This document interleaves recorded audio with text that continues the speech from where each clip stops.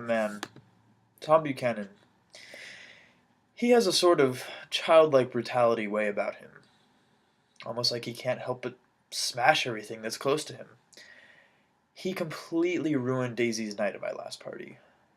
All the condescending and sarcastic remarks, how he talks about his books that he reads ad nauseum, makes me sick thinking about it. I don't know how she manages to keep from insanity living under the same roof as that man. Now, you really have to feel sympathetic for Daisy. I mean, what an awful marriage to be forced into. She regrets all of the time that she spent with Tom, but these past few years will make it all that much better for her. Tom doesn't know about the love that me and Daisy share, and quite frankly, I don't think he's smart enough to find out.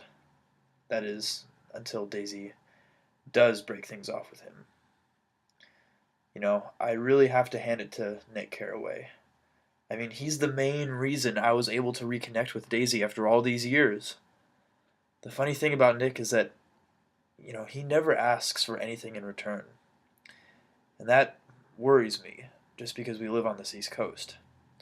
I wish he'd be a bit more gracious in accepting something for the wonderful favor that he did for me. No, Nick will make it far in this world with that type of demeanor, that type of character. He has been talking to me, though, about Daisy as of late. Nick doesn't think Daisy is capable of completely ending things with Tom. And I disagree with that wholeheartedly. When you're in love, I think anything can be accomplished if you set your mind to it. Nick just doesn't understand that, because I don't think he's experienced true love yet. And you can't blame a kid like Nick for that. I think that the reason I like Nick so much is because he stands aside from getting caught up in the moment and acts as the small but capable voice of reason. He's a reminder of all the hard work it took to get myself to where I am today.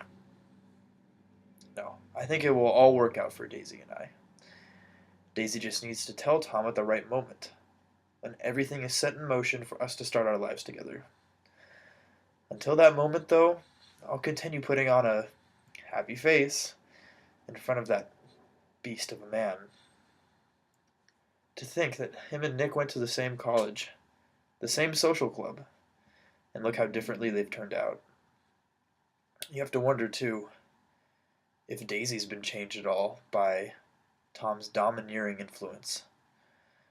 But I don't think so. Daisy is strong, independent, and she's never loved Tom. So the influence he holds over her was never emotional or spiritual, just physical. The bond that Daisy and I share, that is connected by our souls.